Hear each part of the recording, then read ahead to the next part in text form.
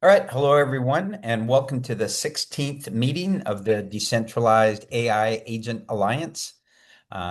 We always start off with our mission, which is to foster the development and proliferation of decentralized AI agents through education, activism, research, and events. And real quick before we start, another news that's just crossed my Twitter feed a brief while ago. I think not that any of us here need further assurances that AI agents and the intersection of crypto and AI agents are a thing, but just another proof point. The agenda for today, we always start off again with membership intros. So if you have not yet introduced yourself, if you're a DAIAA member and you haven't introduced yourself, please do today. Just brief introduction and why you're here and what you hope to get out of it. And then also we'll follow that up if any of our members have any updates about anything that they're working on. That's the time to share that. And then I'll give a brief update on DAIA's activities. If any of the subgroup leads have anything that The they need. washroom first. Whoop, Victor, Oh, sorry. go on mute. Yeah. There you go. And whoop, nope. Um, if any of our subgroup heads have an update, it's the time to do it. And then I will turn the floor over to our featured guest for the day, Charlie Hugh from COCO AI. Welcome, Charlie. Hey everyone. Thanks, Blue, for the Hey. invitation. Um, where you dialing in from? I'm in Miami Beach right now this week. Yeah, exactly. As am I for consensus. And then after Charlie's going to give a 10-minute presentation, we can get to have 20 minutes of Q&A, and that'll leave 10 minutes of open discussion at the end for anything that anybody wants else that the folks want to chat about. And so, real quick, start with the DAIA member statistics. We're up to 149 project members, up 4 in the last month. 59 individual members, up 4 as well. So we're up to 208 total members. And now, if any of the new members want to introduce themselves, now is the time. So Dennis, you had your hand up? Yes, I appreciate it, Lou. I've got a 12:30 hard stop, so appreciate you getting me on. I just wanted to, we're Crypto Monday, Charleston, CHS, also the founder of South Carolina Emerging Tech. I just want to ask if anybody's interested in South Carolina. I'm going to post, if you don't mind, Lou, I'm going to post No, definitely. the petition we're running right now. We have a significant appropriation budget request in our state budget this year for both ancillary research projects that South Carolina Emerging Tech will do, but they're in line with the Ascend SC program.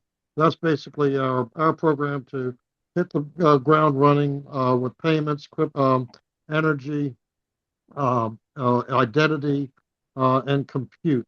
The state's being very aggressive in launching their next generation and really getting into the policy side. So I'll post that the link. Anybody able to join us? I'd love to get your logo in front of our lawmakers. That's what's happening right now, and we have a 5 o'clock deadline today for that. All right, terrific. So yeah, put the link in, Dennis. Thanks. You're out there and doing God's work in South Carolina. Appreciate it. Appreciate you the angel, sir. Matthew? Yeah. Hi, everyone. Thanks, Lou, for allowing me to give my intro. My name is Matthew. I'm traditionally an iOS engineer. I'm really excited to kind of be in the space of like the agentic landscape as well as just kind of agents and what it means in a decentralized space. I think specifically what I'm interested in, and please, if anybody has any insights or would love to talk more about it, I would love to talk more about it with you guys. But I think what I'm interested right now is figuring out what identity means now for agents.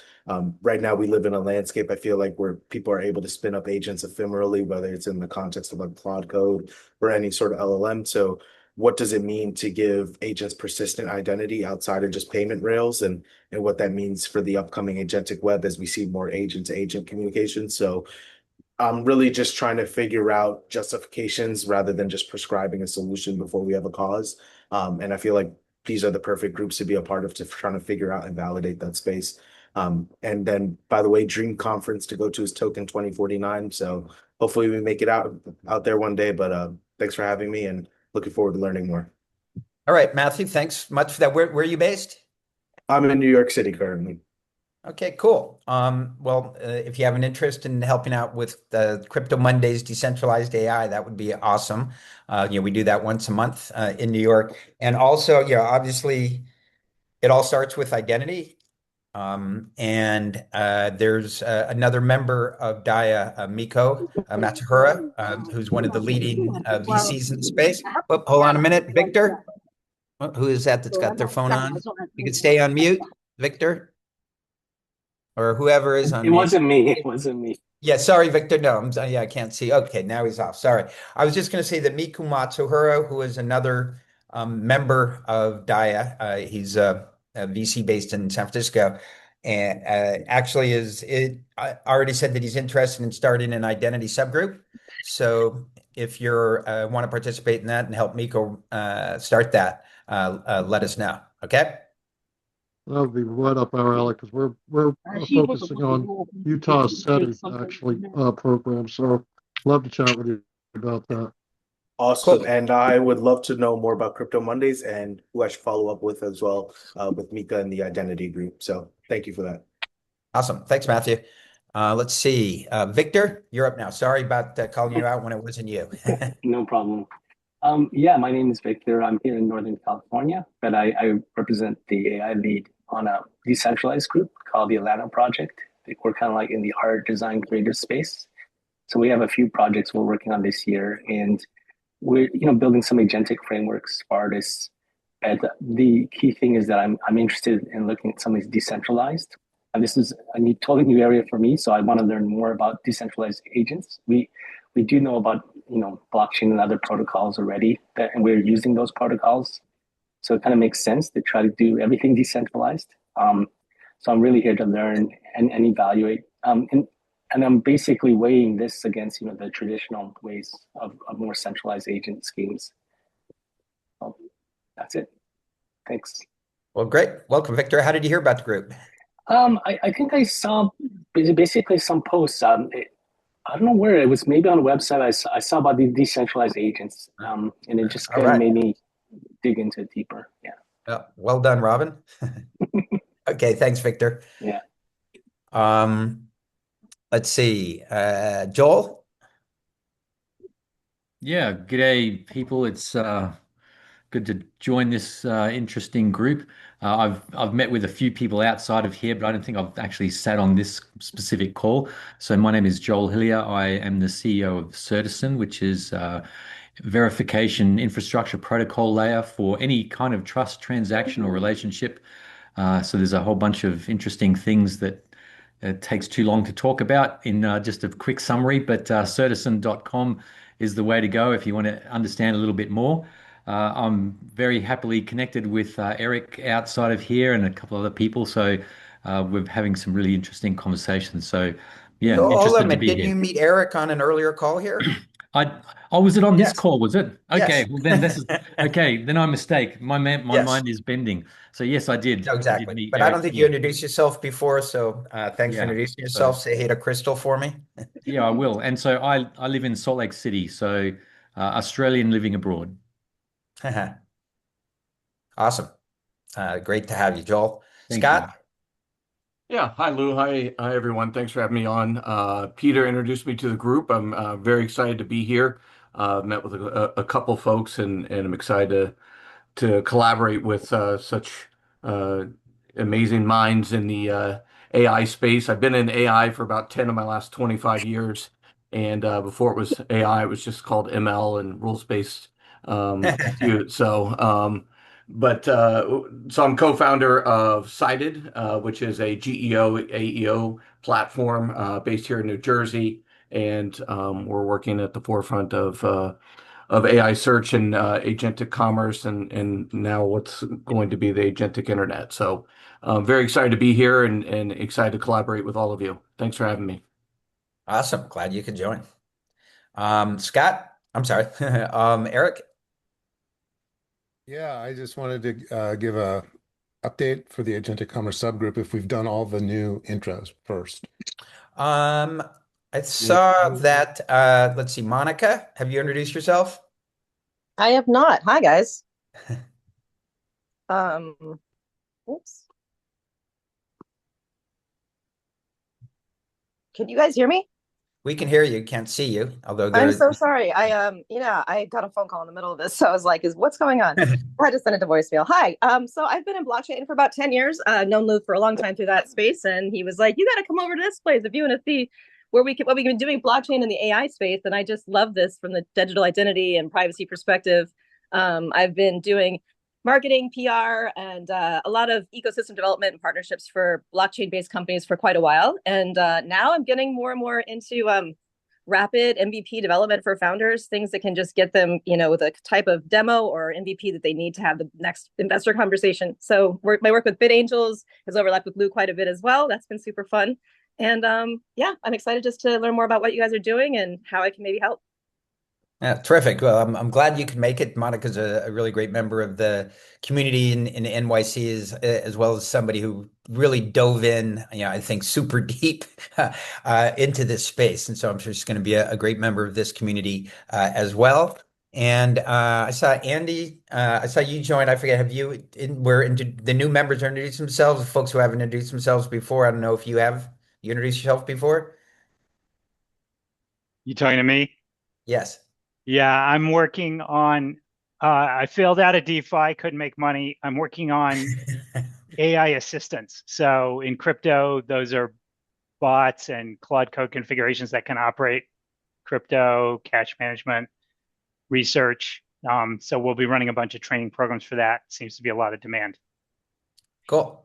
I was hoping Glad to you could make it. hear what Charlie's doing. So thanks. Yeah, we will be getting to that shortly. And then Eric, Yeah, floor I is just yours. wanted to give everyone an update on the Agentic Commerce subgroup. My name is Eric Forst. I'm the co-founder and CEO of Bloxy, and we're running verified documentation and agreements on chain. So it's the ability to put terms before transactions in place so that, the terms and conditions are set before payments get exchanged in agentic commerce. And I'm very happy to announce a webinar that we're going to produce starting next month. Joel kind of alluded to it in his intro, and it's going to be a three-way demo between Bloxy, Certizen, which Joel just introduced, which does verification of claims. So if you're have an agent that's selling And Eric, something, just yeah. for clarity, I'm sorry, just so this will be a DAIAA This will be a DAIAA sponsored, webinar. hosted, That's right, a DAIAA DAIAA hosted hosted. webinar stuff. Yes, Yeah. Yeah, which I think it'll be, I think it's our first one, I think. that's from Yeah. that comes out of the subgroups, I think. Yeah. So yes, exactly. So this will be a agentic commerce subgroup demo hosted, sponsored by DAIAA. We're going to target the first week in June, and it will show how Certicen with their verification of claims, Bloxy with the verification of agreements, along with Secret Network with Alex Idelson, who has demoed, I believe, on this call a few weeks ago, which is a blockchain that runs trusted execution environments. So what we're going to give is a demonstration of an agentic trust stack for AI commerce that you can have trusted executions, both the environment, the agreements, and the claims all within an agentic commerce transaction. So we'll be demoing that first week in June on a DAIAA webinar. Hope you all can make it. We'll announce the date and time very soon. Yeah, and this is great. I'm super excited about this. And again, because there's some newer members, but the whole idea of DAIA is, the parent organization is really there to help the subgroups and optimize the subgroups and help them achieve whatever they want to achieve. And so this is a great example, in that we've got a newsletter list of over 26,000 people. So we can really get the word out about a webinar and drive traffic along with the members themselves and here. So do we have an approximate date yet? It's going to be the first week in June. First week We'll in nail June. down the date and time, Matthew, so you know, and we'll share it with everyone through Lou, through the email lists, and on these calls. Okay, so about a month away. Cool. Mhm. Awesome. Let's see. Benson? Yeah, I figured I'd jump in on the introductions. I guess my Sure. first time in this group, but Welcome. Good to see known you. Lou over quite some time at Crypto Mondays, right? Yes, you are Um, you are a regular. regular, that's right. Yeah, so basically, I'm a software engineer. I used to build trading systems on Wall Street during the 90s. Actually started in the 80s when I was in college. Um, and I've gotten into crypto, payments for fiat, and AI. And I think yesterday I was actually at a hackathon, built a multi-agent system for banking, totally voice That's great. enabled.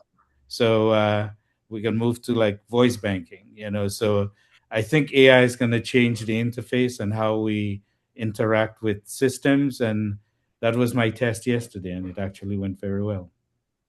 Awesome. Thanks. Awesome. Well, glad you're here, Benson. Yeah, thanks a And lot. congrats on that. That sounds exciting. And then Steve. Hey, Lou and everybody. Great to see everybody today. Just out here in Northern California, San Francisco area, and launched, as many people know, Claw Camp. So if you go to clawcamp.us, we have a lot of events, building community, getting people together. And I've got to get the DAIAA logo on our site, Lou. So Awesome. I'll Yep. take care of that this Well, afternoon. let's make that happen. We Exactly. have an event tonight, and I'll post notes. So love to meet everybody and see what you're building in the space. All right. Thanks, Dave.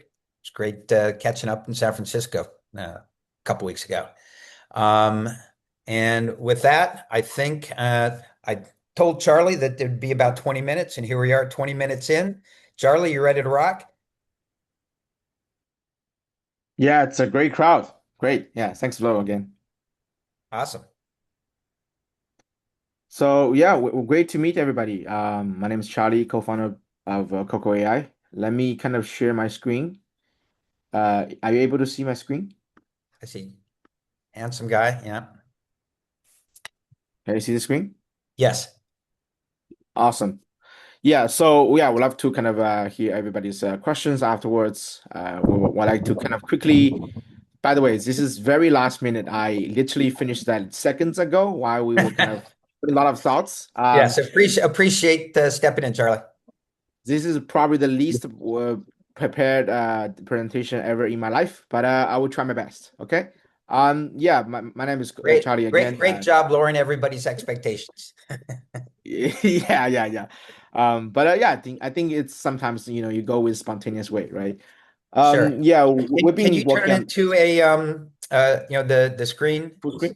Yeah, full screen. Yeah, for sure. So Thanks. you can see There it. you go. Okay. Perfect. Yeah. So a little bit about myself. I've been in the Web3 or Bitcoin space in the last 12 years. I got my first Bitcoin in 2013 in Amsterdam.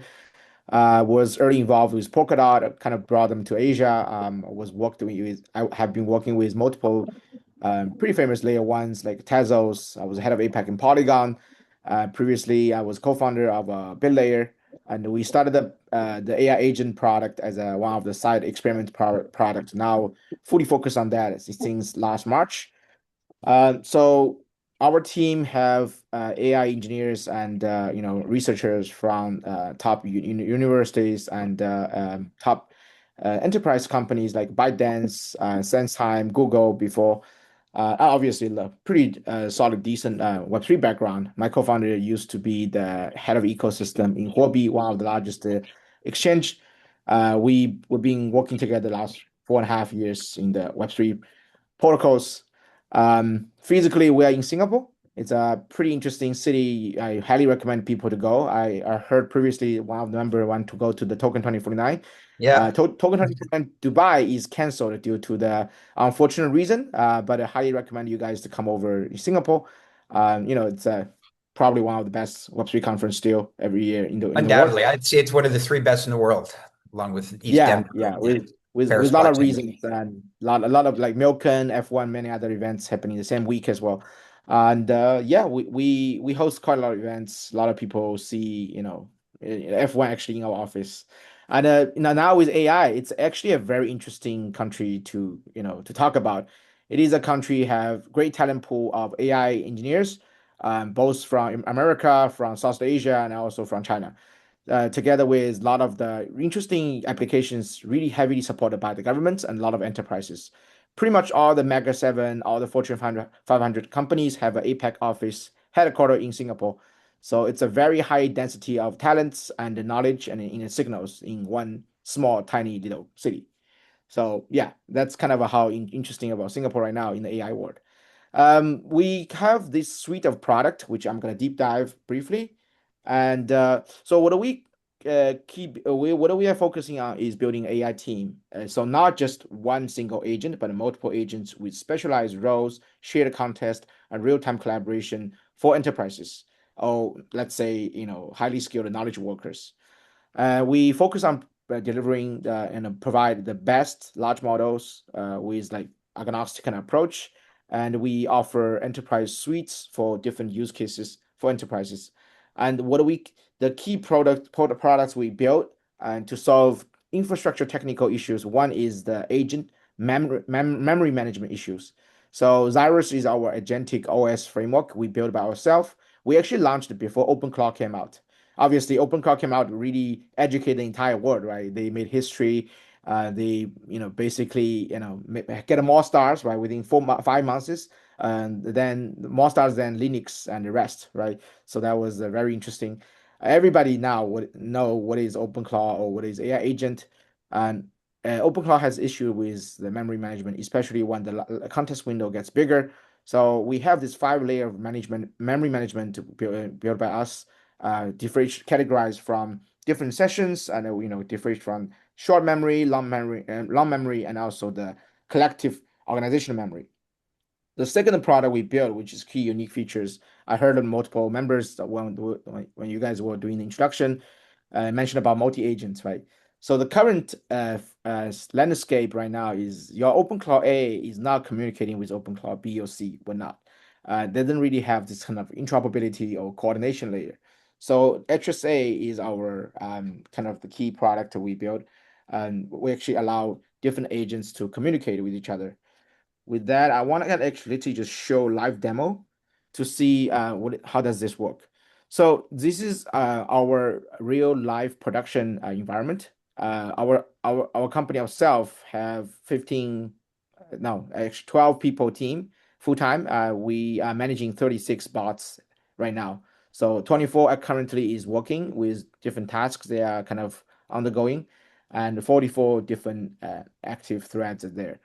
Each bots have different roles, and with tech lead and and DevRops and so on. And we have this agentic the human workspace we're gonna launch very soon to let humans like us to monitor and manage the agents in a better framework, because humans actually need the UI and the UX, right? Across all the threads, we basically can see what are the agents are doing, and across different topics, we have this kind of human in the loop kind of framework to kind of assess what's going on and how they are talking to each other. So back to I will skip to this slide. So what our design philosophy right now is human is still required in the loop, with maybe only the most important 2 to 5% of the work. Humans still need to initiate the tasks, give agents the things they need to work on, and give feedback and the decisions and the judgment when high stake decisions needs to be made by human.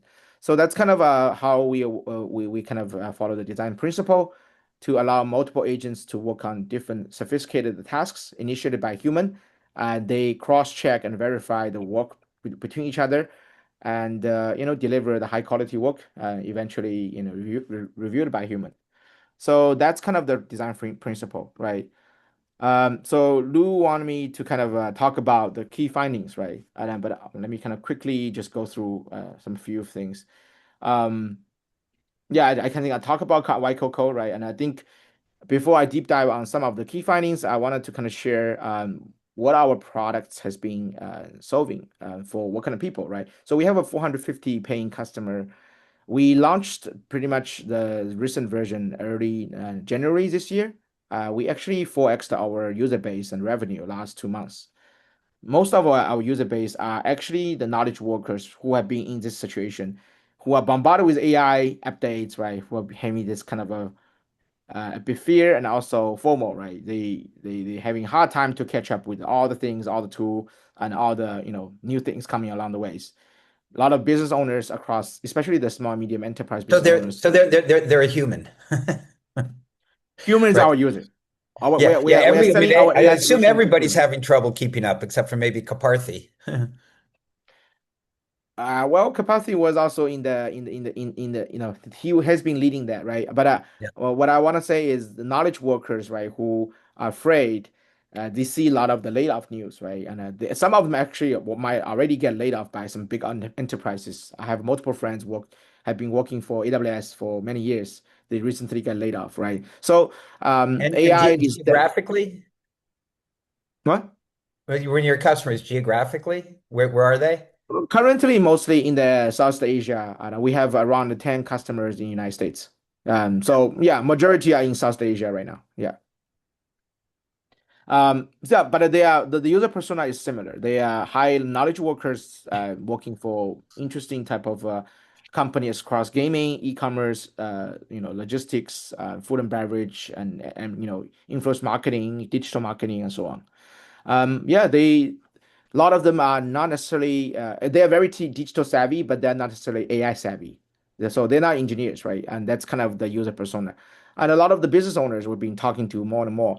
Uh, we have actually some Fortune 500 and some major multinational corporates actually now using our product. And obviously, early stage, they want to use us as a multi-agent kind of workflow system to improve their productivity.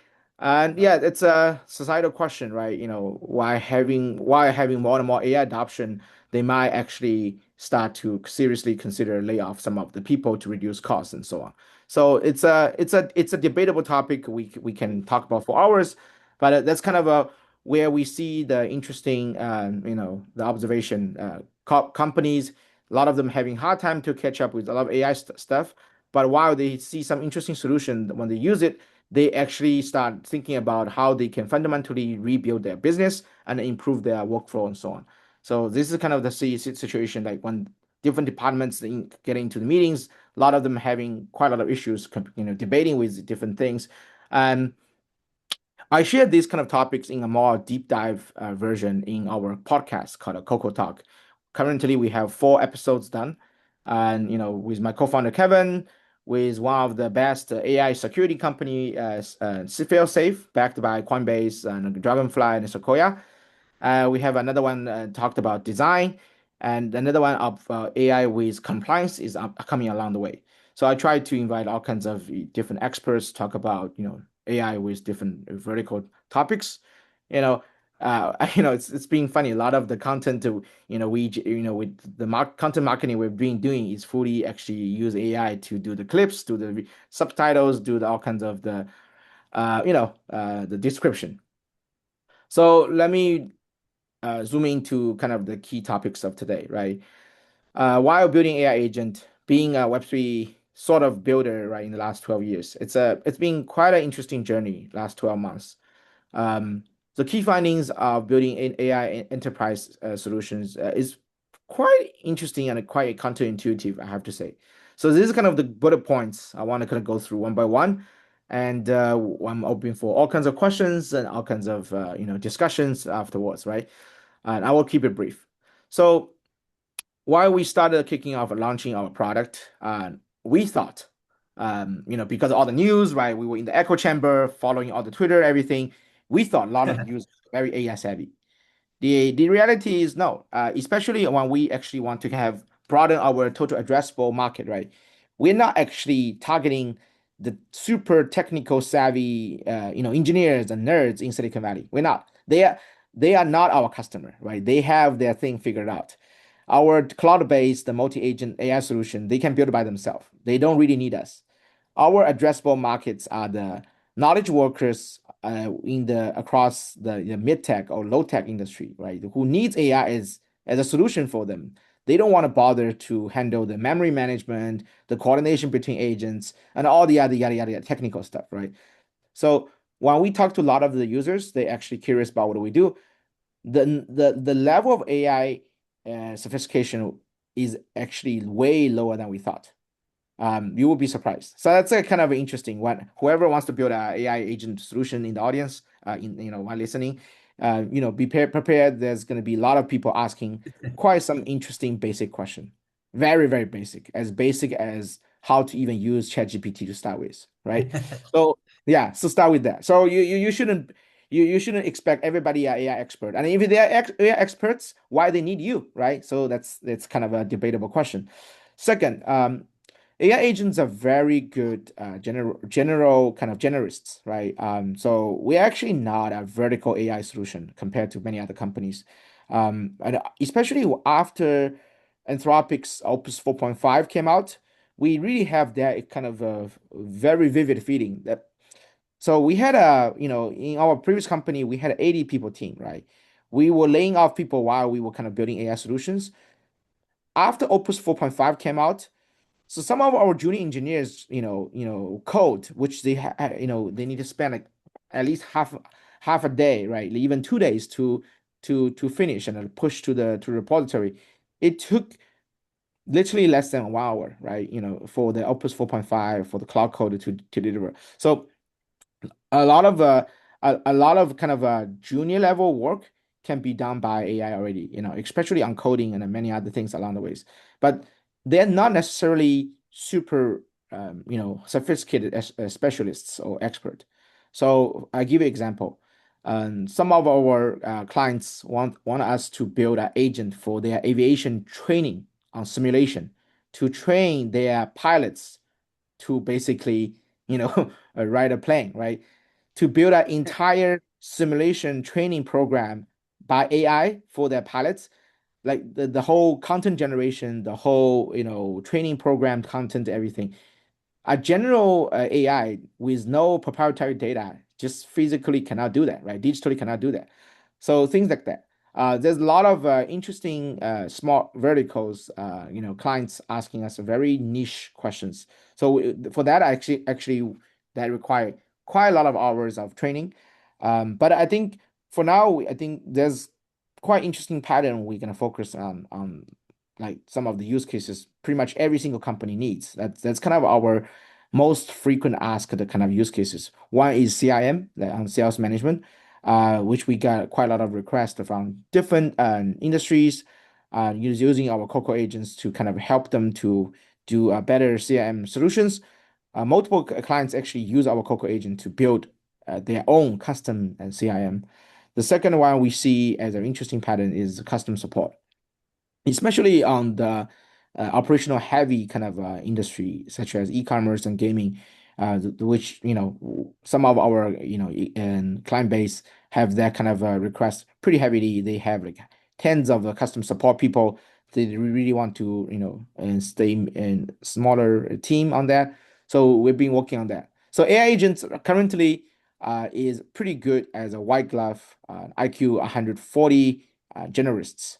And in order for them to become a very, very sophisticated specialist, it require, proper training with data, with tooling, with time, right? So I think that's kind of where we are in the landscape in status quo. Growing AI agent, especially enterprise, require a lot of classics, SaaS, growth hacking, and B2B skills. With that, actually, I wanted to talk about that, right? It's actually a classic. Probably everybody heard about this or been using that last 2 decades, right? Nothing is new. It's a growth funnel, right? And basically, what I want to say is, whatever you do in AI, this fundamentally doesn't change. It still require, this whole attention economy, right? To build awareness among your potential users, and obviously find a ways to reach out to them, have the user acquisition, and also have the activation to really unlock and let them actually onboard to become your users. And then you need to figure out your retention rate, your referral program, and eventually have the revenue, right? So for that, I think no matter it's AI agent or AI large model or whatever services you want to sell to your B2C or B2B customers, it's still fundamentally the same. And when you have very low conversion rate, you kind of cutting corners on a lot of the solutions, services. You don't really leads to like the strong revenue, right? So it leads to this kind of Y Combinator kind of famous programs talk. In the beginning, for any startups, you need to do something that doesn't scale to really fully validate a lot of your assumptions, to make sure don't spend too much budget, right, to really scale things prematurely and to waste time and money, right, and to actually validate a lot of the assumptions. So honestly, that's kind of where we are as well. Like I was, my previous company, we raised a ton of money, right? We were doing pretty a big, scaling kind of attraction on the Web3 space. But now we're building AI from ground up. We have to start from scratch as well, right? Do things that doesn't scale to avoid all these mistakes, avoid all this the waste of money and a budget, kind of run things, and then eventually to lead you to the hockey stick, right? So for that, actually, no matter it's AI or whatever people talk about AGI or whatnot, it's still the same. So that's kind of sorry, go back. Where did you get that from? I surprisingly had not. I had not seen that before. You know where you got that from? No, after that, the scale that do stuff that doesn't scale before it does scale. This is the program's blog post. It's the same thing. It's what does it mean to do things? This from their blog post. Okay, yeah, okay. It's an older blog post. He wrote 12 years ago. Yeah, they put out some good 12 stuff, years ago he wrote that. Yeah. So I mean, but this is relatively new. This is in 2025, right? Where we are is copilot error, human in the loop are still required, and it's actually very needed. We believe a lot of sophisticated tasks still require human in the loop to initiate tasks, to give comments, to give decision, and and also judgment, right, to the AI agents. Obviously, a lot of people in Silicon Valley has been kind of educating, promoting this idea of AGI, fully autonomous, 100% autopilot error. I think we are not there yet, right? And I would argue some of the use cases, especially in the high stake, sensitive use cases in, let's say, financial trading, for compliance and whatnot, you probably don't really need an autopilot, fully autonomous kind of agent, right? Because that could lead to chaos and leads to bad, risk management and so on. So that's kind of where we are, right?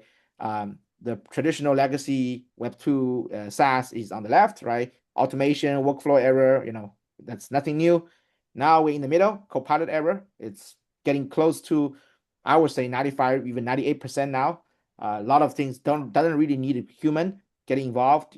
AI can get a lot of things done, deliver really good results for human. That's kind of our solution to do as trying to do as well. In the near future, maybe 6 months later, maybe 24 months later, we will have some proper autopilot use cases, fully autopilot use cases there. So that's kind of the third topics, right? Okay, we're about 20 minutes in now, Charlie, to your talk. If we want to open it up for some questions. Yeah, so I want to just quickly skip some of the tops, but that's kind of the key findings, right? AI employees, AI teams gonna have pretty new in productivity entity for the organization. And I wanted to share what I just recently, by the way, this is a very, very good conference. I was in Bitcoin Las Vegas and I skipped the third day and I went over to San Francisco. We got invited by Stripe, we are Stripe ecosystem partner. They invite us to this AI founder networking launch. We co-host with AWS. All the logos you see are our ecosystem partner. We're using them. They co-hosted by AWS, you said? It's a Stripe session, basically. It's one of their annual conference. I would say that was one of the best AI conference in the last 3 years. Wow. They launched. There was a ton of stuff on Twitter about it. It is, forget about what happened in Bitcoin Las Vegas. Nothing is new, at least nothing for Bitcoiners like you and I. Nothing we know is, nothing new launched in Bitcoin Las Vegas, right? So it was, underwhelming. Stripe had 288 new products and features launched in that 2 days. And I learned a lot. I'm still processing. I'm writing blog posts and articles, what I learned from Stripe sessions. There's a lot of interesting stuff they built, especially on the agentic commerce and the stable coin, payments, the money management and so on is, worth our attention. And I think, this is kind of the cliche, Gartner hype curve, right? I think we are getting close to the peak of inflation expectation, and we will have a pretty interesting way to go down soon. But I think this is the last slide I want to kind of share as my kind of summary about seeing the landscape. AI capabilities on the left. The real AI adoption require solutions like us and many others to build different verticals as well to close the gap. The capability is very strong, but to get to real adoption requires still a lot of tooling, orchestration, harness engineering, a lot of kind of tactic stuff, right, to make sure it's fully adopted. Because it's not really because humans is stupid or they don't understand what's going on, but the gap is still there. No matter how smart large model becomes like GPT 5.5, Opus 4.7, even Mythos, it doesn't really close the gap yet. They are kind of closing, but this, especially for some verticals for a lot of enterprise adoptions, we see the application layer opportunities is on the gap. That's kind of where we are on the diffusion and the landscape overall. With that said, I will Okay, kind of open up for questions. that even though it was last minute, seriously, that was terrific. Thank you very much. A lot of really Literally, I finished the slides yeah. seconds before you open up the conversation. Yeah. And That's so my if anybody that's has my a question, raise your hand. We'll take them in the order that the hands were raised. And I'll start off, Charlie. First, you talked about that customer support. And I think you can get rid of this. And there'll be a replay of this. And can you share the slides? Yeah. Yeah. So also Charlie will share the slides so everybody will have them. There'll be a replay two of this call. Just a couple questions. One, you mentioned that customer support was a big vertical. Yes. And is that kind of the full spectrum of like both voice, as well as like email customer support? Literally customer support bot on the website. Oh, that's the traditional legacy way you have to sign up for a pretty expensive plan. Now you use an AI agent, you can build a customer support bot on your website. Any of your users can start interacting and have a pretty high levels, high level, conversation, right? What kind of question they have and so on. So the goal is for everybody who build have some support, right? Probably you have you understand the metrics. Whoever custom support software's goal is to let as least amount of questions eventually leads to real human to handle it, right? But it's a wrestling because every single users wants to talk to real human. That's what I mentioned here.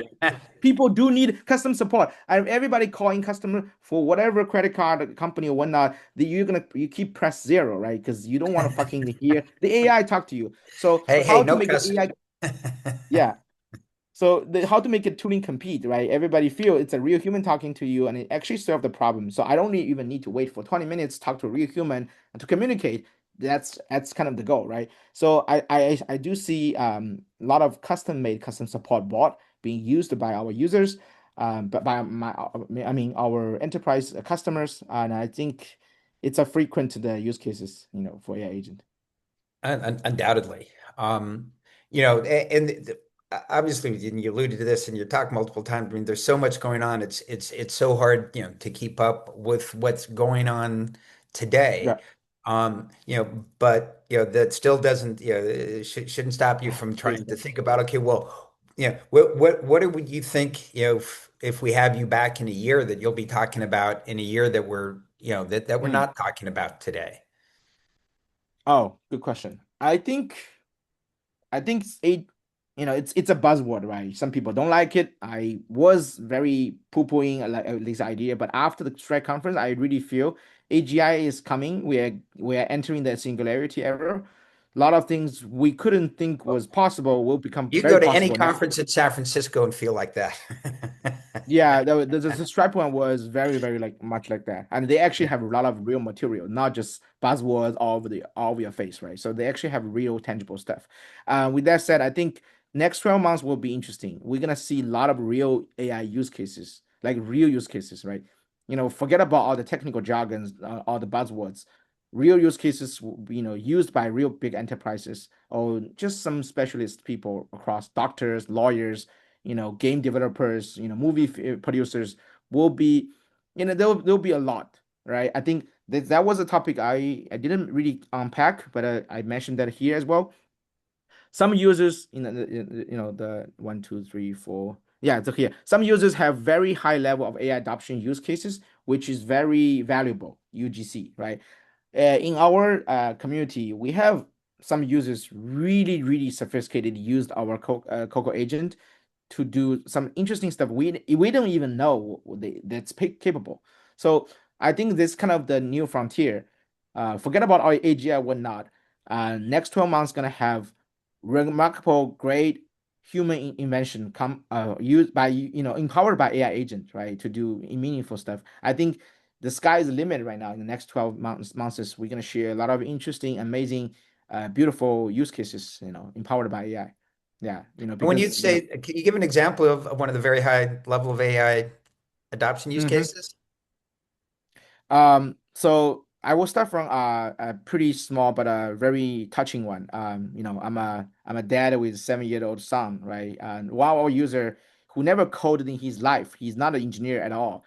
His son's school doesn't really have this really good communication system between the kids, what they've been doing, the kids they're doing in the school, right? And especially the food they eat in the lunch, the activity and so on. So our user actually use our Coco build this system to let the teachers in a very easy way use their phone to build a web. He built basically a web app, right? But they use their phone to take photos, actually share each kids what they have been eating, what kind of activities, the kind of feedback loop, the user management system, so on. So it's been actually fully adopted by the school, and it's open source. It's low cost. It's basically bare minimum of cost.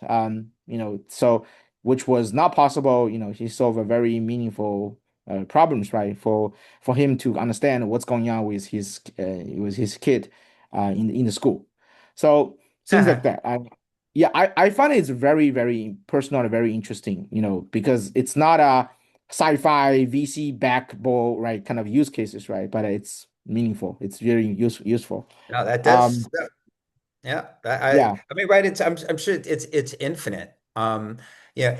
One of the other points that you had here about, a lot of old legacy businesses can rebuild, internet economy can be re-platformed. Yeah. Right. While, on one hand, I think there's a larger vector of disruption, for the Magnificent Six or, whatever you want to say. Yeah. Um, Yeah. that said, at the same time, I also feel that, that AI more likely than anything is probably just going to increase their already, monopoly powers that they have. So Mm. I mean, when you go out there, particularly when you go out to San Francisco, you see, oh my God, look, and these companies are largely out there. The other massive AI companies are Mm-hmm. largely out there.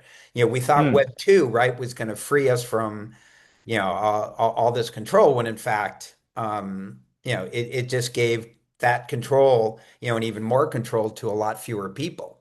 And now, Mm. do you have any thoughts on Kenya? And particularly, it's also interesting after being out there in San Francisco, where it really seems like the majority of this is Yeah. going. So I think it's the disruption, the existing incumbent and the disruptor, right, which kind of take off the position. It's always a battle, right, in every single Yeah. industrial revolution. I mean, honestly, 6 years ago, nobody, well, maybe it's not 6 years ago, 10 years ago, right, when Sam Altman was still in Y Combinator, nobody will see he will build one of the $1 trillion AI company called OpenAI, right? Obviously the way he deals that is very, very debatable and controversial. I'm not a big fan of him. Not saying I'm promoting him, right? Anthropic 5 years ago, nobody see that coming, right? Sam Bankman-Fried, founder of FTX, was one of the largest big, first check, right? So it's Yeah. one of the single If you'd most only been disruptive able to hold industry. on. Yeah, well, guess what? Web3 Yeah. fucked him up, right? He really did Yeah. something wrong, and obviously that's what he deserved. Anyway, I was actually chatting with his co-founder in Hong Kong. There's things like that. They have nothing remains, right? All the equity Yeah. has been liquidated. With that, my point I want to make is a lot of the large AI company is new. You think they are kind of getting to monopoly, but they are still new, right? Obviously, Google, Gemini is kind of cool, but I think there's gonna be a lot of new company get created, right? And there's gonna be the existing Mega 7, 6, whatnot. If they don't really catching up, right? Maybe from the physical layer they can build all the data Yeah. centers, which is another difficult topic to debate, which one they actually have unique selling point. If they don't really innovate, they're gonna be disrupted one way or the other, right? Like it's not like they can just keep the monopoly position forever. So that's kind of the whole point of replatforming. I think for very specific verticals, I have very strong feeling about that is e-commerce. I know I know Alibaba pretty well. They have Shopee, all these e-commerce company with hundreds of millions of users in APAC and globally as well. Honestly, with AI, the agentic commerce, a lot of the new platform were created. A lot of the individual independent brands gonna use AI to fundamentally rebuild the way how they deal with their customers for e-commerce. The user experience is gonna be fundamentally rebuilt and have a very interesting intent-based kind of approach. So honestly, for whatever big platform, people don't care, right? They're gonna switch to some kind of new ways, better ways to do purchasing online and so on. So we're gonna see some interesting platform coming out all the way. So whatever the big corporates, Alibaba, whatnot, if they don't innovate, they will be obsolete, right? Obviously, they have the money; they can acquire a lot of the new companies. It's kind of more like a financial merger acquisition topic. But if they don't innovate, some of them will be in the next Nokia, next BlackBerry, or whatnot. We'll see how this. Sure. And how do you spend time in San Francisco, you spend time in China. How do you think about comparing the two ecosystems? No, I haven't spent Yeah. time in China last 5 years. It's mostly Singapore. But I do talk to a lot of the founders who come to Singapore, and we meet them and all that. I think that AI race between China and the US States, especially on large model, US is definitely winning. But on the energy, China is winning, right? They have very different kind of energy supply. It's just much cheaper, right, in terms of energy cost. So I think that's kind of the race and the debates between the AGI supply chain stack. United States needs catching up on a lot of energy infrastructure and so on. China is leading on the energy side. You need energy for the computation, right? It's kind of the hot order. Yeah, But undoubtedly. Yeah. China is definitely As long losing as on the it's not networking. windmills. Yeah, yeah. But I think the Chinese model, especially some of the so-called Z AI, Kimi, Minimax, I think it's still less quality, right? Are they catching Well, do up? you Yes, think but do you think that yeah, so if we're in the lead, do you think our lead is increasing or decreasing? I think Anthropic And is by leading and it's yeah. it's increasing. But listen, it's only Anthropic, OpenAI, and Gemini, pretty much, right? The rest are kind of like whatever. You don't even know that much about the others, right? But In where I China, mean, you but only where do you think we are in that race? Is it, the right, as you said, right? There was a day when it looked like Yahoo, right? This is the internet had Mm, been around for 5 years after or 6 years after Andreessen invented the yeah, browser. Yahoo just dominated search. yes. I think it's I don't know. It remains to be seen. So Yeah. you don't want to bet against each of them heavily, right? But I think each has the pros and cons. For us, sitting in the positioning in Singapore, trying to enjoy the benefits of the low cost tokens from some open source, Chinese model, while mostly focusing on using the best of the quality, obviously expensive cloud code model to offer our customer what they want, right? It's kind of the option. So meaning some customer just want a cheap one. You need to give them. Some of them wants the best of the best. They're actually not price sensitive. Some of our customers literally saying that they are willing to pay more to our monthly subscription, agent plan, but we need to offer the best of the best large model in the world, right? They just want the best. So honestly, different customer have different needs, right? And then that's kind of the whole situation of the large model. Not everybody can afford Opus 4.7 all the time. And honestly, I would argue Opus 4.7 isn't the best for some of the special use cases. You don't really need that all the time, right? So it's good, healthy competition, honestly. The competition leads to better quality for the industry, right? And we need more companies That why the across cable all the company layers. sucks. Yeah. Um, uh, what are you excited about at Consensus? It's a good question. I don't have too much high expectation. We're in the crypto bear market, right? I'm just here to catch up with some of the existing investors, some old friends. Obviously I had my good weekend off, right? And watch F1 Yeah. was good. Well, I hope to see you at Crypto Mondays tonight. Should have Oh yeah, okay, yeah. cool. We should have a good one. I'll make sure you have an invite. And thanks. I thought this was a great session. Yeah, I learned a ton. I assume everybody else did as well. And hopefully you can continue to be an active part of the community. Oh, we'd love to. Thanks, Lou, Okay. for the Thanks, invitation. Charlie. Thank you.